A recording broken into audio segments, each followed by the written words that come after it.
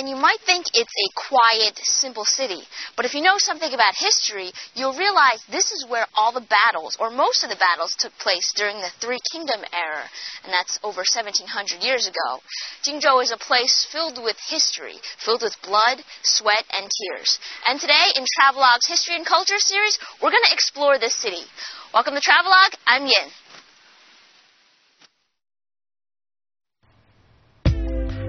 Jingzhou of Hubei Province, located in the middle reaches of the Yangtze River, is an ancient city famous as a battleground in ancient times, and during the Three Kingdoms period from 220 to 265 AD. The Three Kingdom period, following the Han Dynasty's collapse, was characterized by a period of disunity and civil war. The rulers of the Wei, Shu, and Wu kingdoms all strove to expand and reunite the empire, and thus were constantly at war.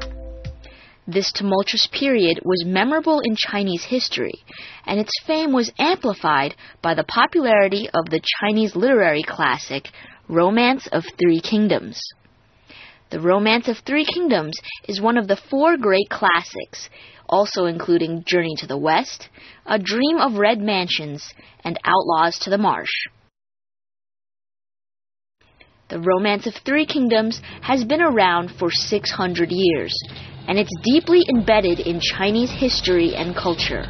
Common people often make reference to the tales of struggle and human nature.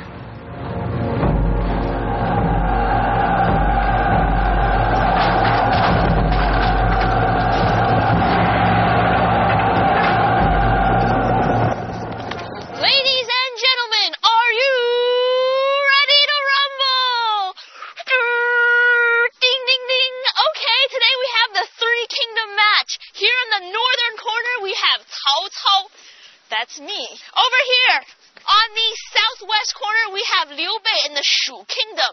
He can do it. Here, on the southeast corner, we have Sun Quan, who is also a very mighty man. That's me. I'm Sun Quan. And these three kingdoms together, they fought for many, many years. Eventually, these three kingdoms collide here at this very rock of Jingzhou. That's where we are today. And they fought for this place slowly, through the years, gradually. It was a difficult match. And you know, it's going to last for 70 years.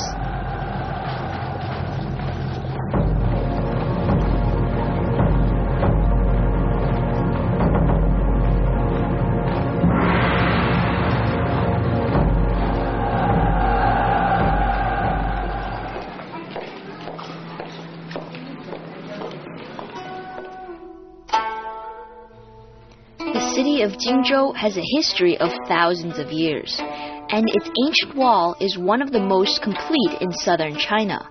The ancient city is divided into three parts, from outside to inside, layer by layer.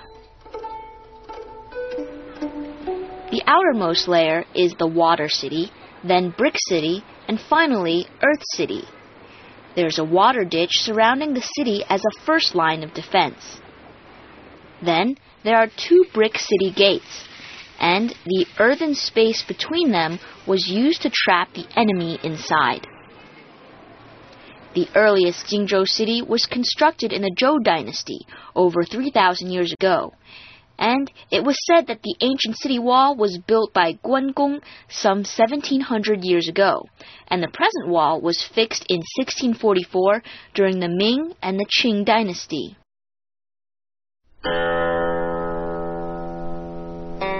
This is one of China's only city walls that stands on its original dirt and earth base, with the longest history among all the city walls in China's ancient times.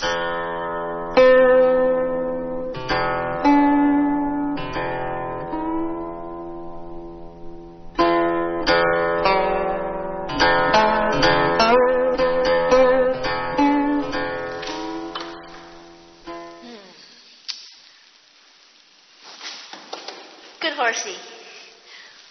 But you know, this is not just any man's horse. Chinese people, when they see this horse, along with, back there, you see that blade? These two things combined, and Chinese people will tell you of one famous character in history. Who is he?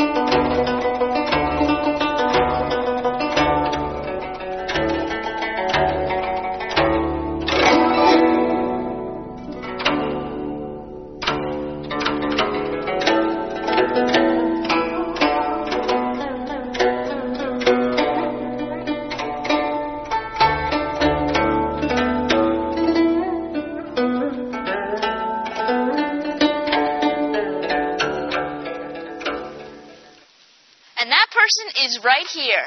This man called Guangong, and he was a viceroy under the Liu Bei Empire Shu Kingdom. And he's very well known for using this blade right here. The Guangong Memorial Temple was built to commemorate this hero. Some of his life stories have been turned into semi-fictional ones, and his moral characteristics have been exaggerated.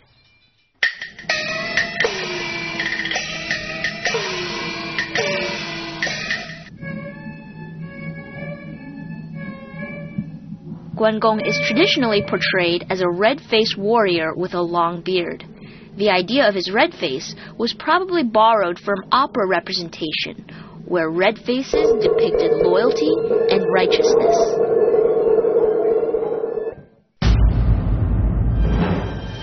It's believed that Guangong constructed this ancient city.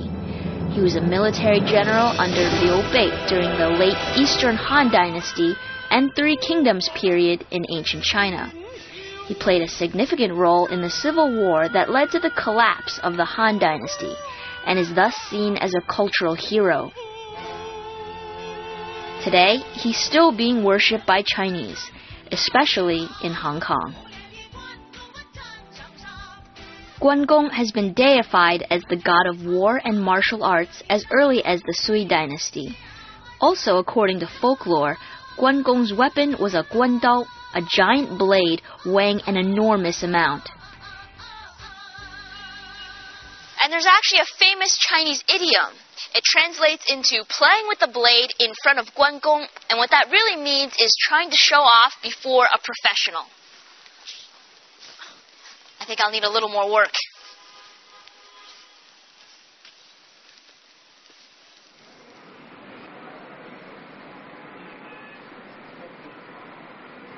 Guangong is strongly attached to the ancient city of Jingzhou, and he constructed it mainly of bricks and stones at the bottom.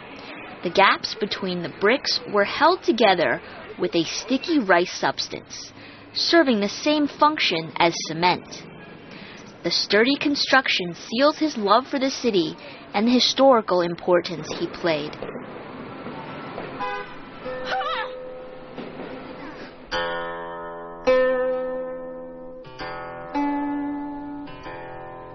The old city walls are unique in that they have a curvy shape. The walls were built along the winding river course and thus take that formation. During the Three Kingdoms period, Jingzhou became a highly desirable territory. After taking Jingzhou, Liu Bei could access central China.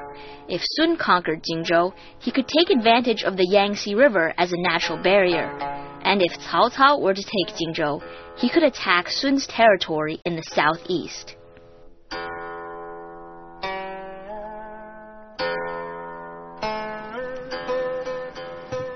Can you guess what makes this gate so unique? Well, you probably can't, because it used to be called the Water Gate, and this place used to be all surrounded by water. We'd be swimming right now. And it's the Water Gate that allowed the boats to come from outside into the city's walls. It was through this unique gate that Liu Bei entered the ancient city's walls, because he was to marry Sun Quan's sister and thus form an alliance with Sun Quan. See, many things in history do change, but some remnants still remain.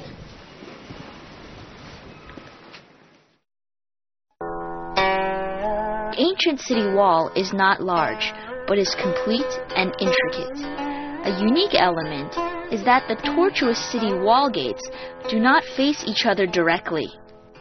Instead, from above you'll see that the path between the two entrances is curved. And, just like it was in the old days, the inner side of the wall is not composed of brick, but rather a dirt slope that fits in with the natural environment.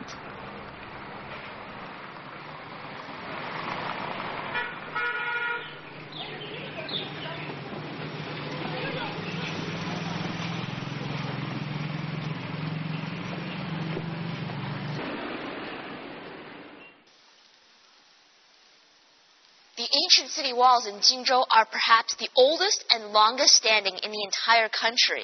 And you'll see that besides the typical brick stone ones, you also have something unique like this one back here. It's all gray. Well, you know, this is actually glutinous rice. And it's because of the abundance of crops in this area that people built these very edible walls. Maybe if the invaders wanted to conquer the land, they could just eat up the walls.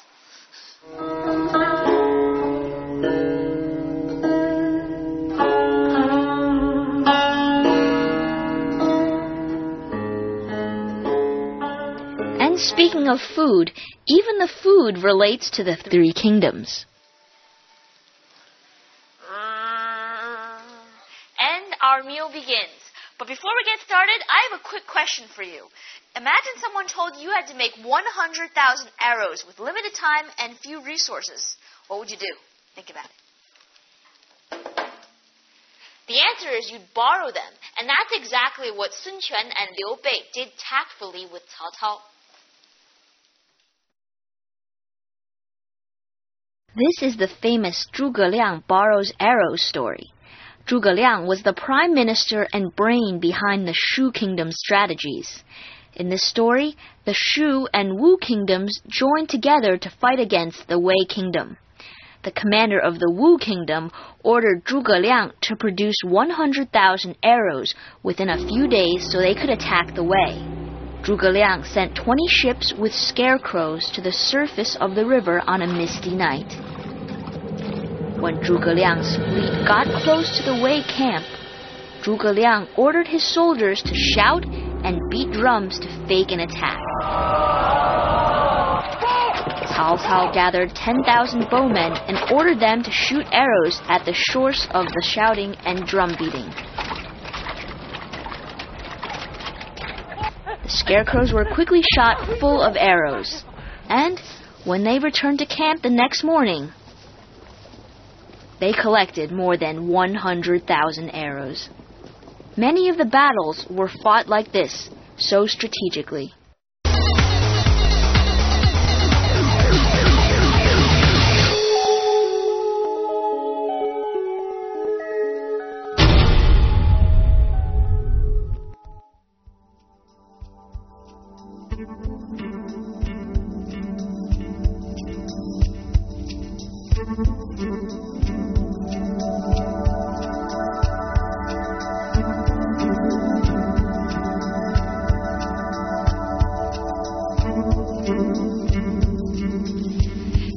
wonder that the three kings of the Three Kingdom area all wanted to conquer this area. It was so rich in natural resources. It runs along the Yangtze River, the old path. But you might wonder why there aren't any crops around here. Well, the answer's simple. It's because it's a conservation area for a very unique animal, the David's deer. With its abundant vegetation, verdant landscapes, and crystal clear waters, Jingzhou is endowed with natural beauty. making it a well-known home of one rare species. In this area long ago, Cao Cao formerly had the strongest kingdom. Notorious for his cruelty, he is known to have said, "I would rather wrong all the people under heaven than to have them wrong me," after he realized he had murdered an elderly couple whom had previously saved his life. However, even Cao Cao is finally met with defeat.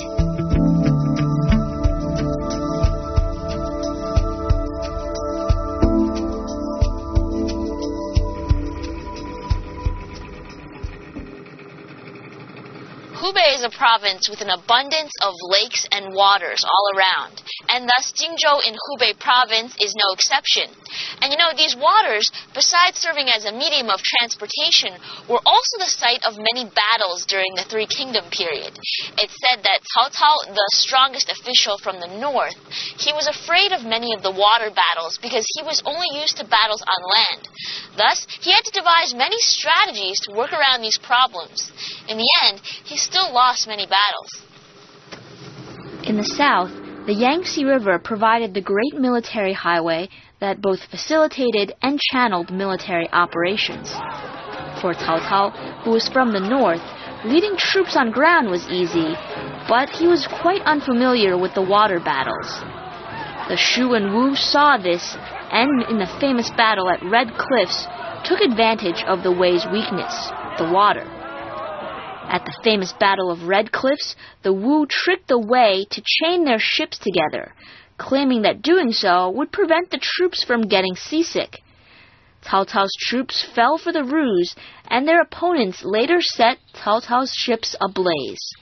There was nothing they could do, since their ships were chained one to the next.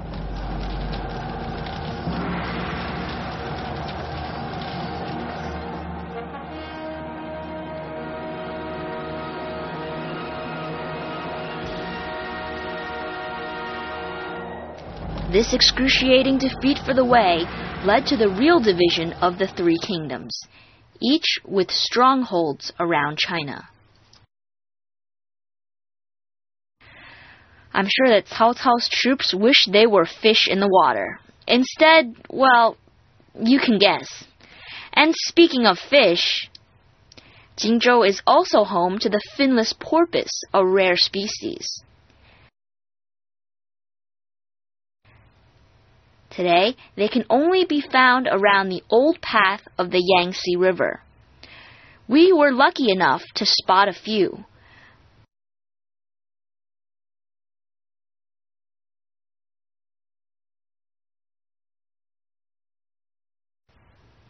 It's believed that one of the species is quite unique, as precious as a panda, and some believe that this type has already disappeared.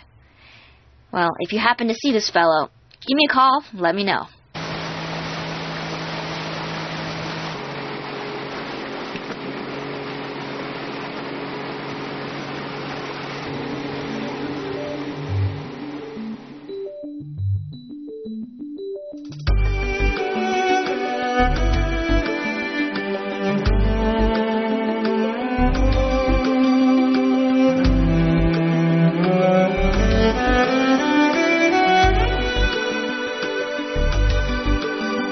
The Yangtze River is one of the mother rivers of Chinese civilization, and Jingzhou along the river was the capital and cradle of the Chu kingdom.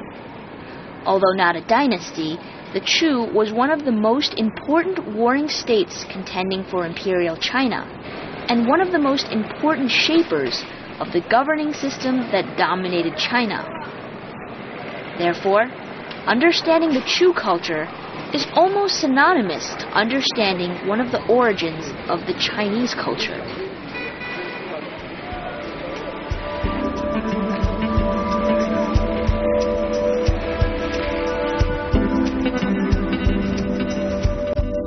Much of what we see today are just remnants of the past. From afar, sunset to sunrise, much has changed in appearance. However, that feeling you get is exactly the same.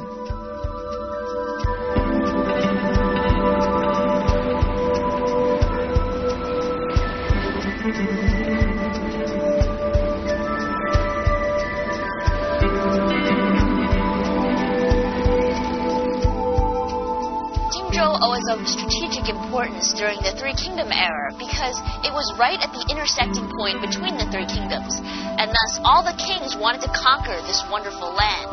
And its location by the Yangtze River meant that it was very important locationally because many of the information, the resources, weapons, and goods could all be exchanged at this point, and thus the kings could conquer and expand. And I guess that explains why many of the histories and many of the stories are all located in Jingzhou.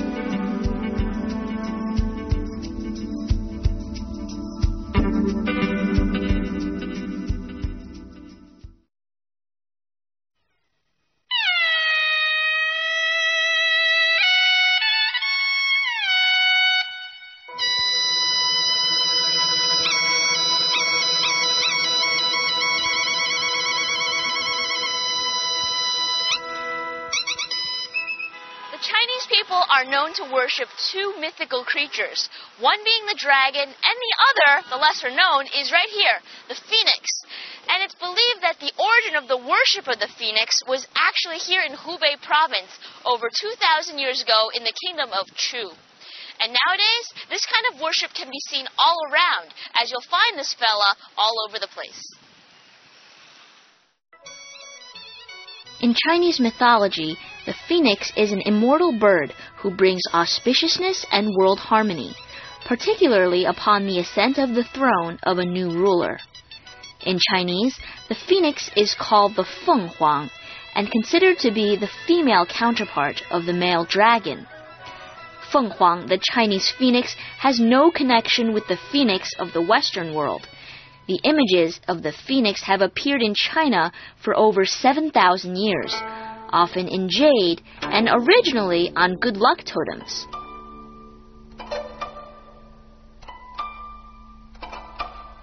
The History Museum boasts a collection of over 100,000 relics concerning the 6,000-year Chu culture.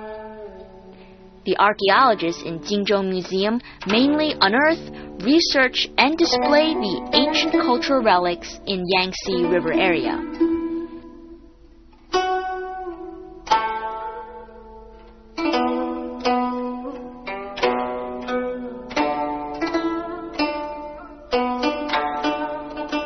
You see this person standing on the phoenix?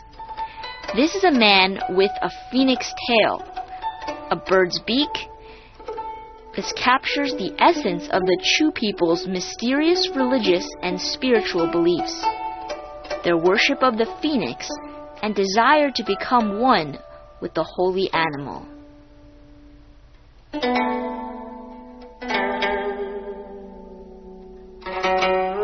All around, there are signs of the phoenix.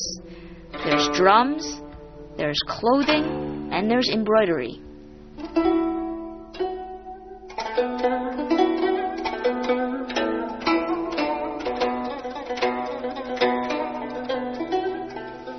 Now, of course, besides in architectural structures and other elaborate and very ostentatious shows of the phoenix can also be found in people's everyday lives during the Chu era and the Three Kingdom era.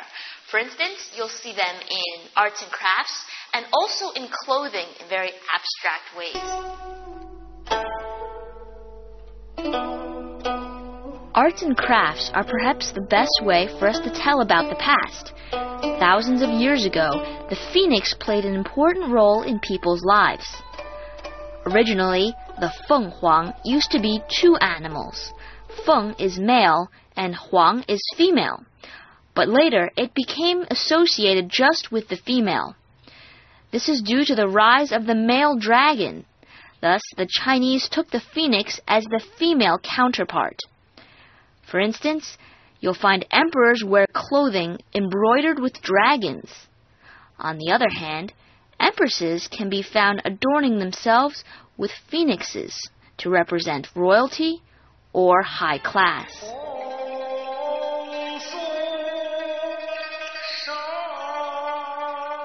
Today, opera singers still wear phoenix headdresses and robes embroidered with this cultural icon.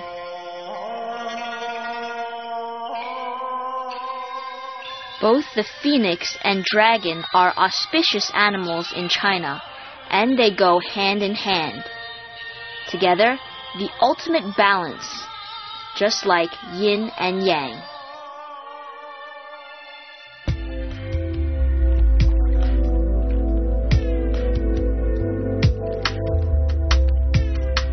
The Wanshou Pagoda started to be built in 1548 and is composed of brick.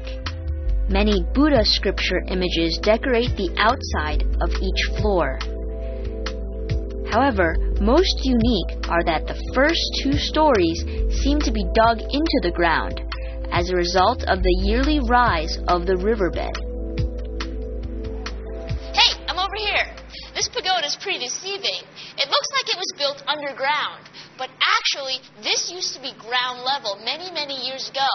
It's because the Yangtze River brought in many deposits into the land, and as a result, the ground level gradually grew, leaving us with this sort of strange-looking pagoda. At the end of the 3 kingdoms, it was Cao Cao that came out victorious, but his victory was short-lived. 3 kingdoms period was more than just war. More importantly are the governing policies, philosophers, heroes, and scholars that the period brought us. It was all of this that enriched Chinese culture and made China what it is today.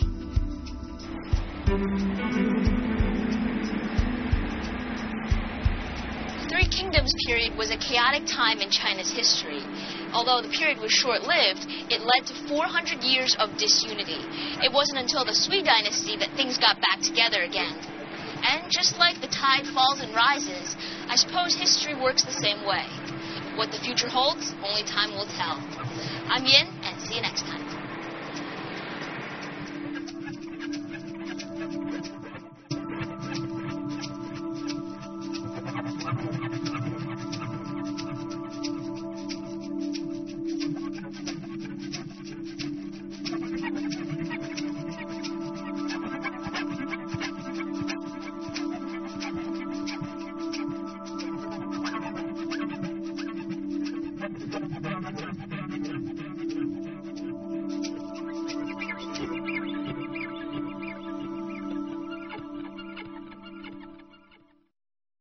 In the next episode, see the achievements of the Sui dynasty in Yangzhou.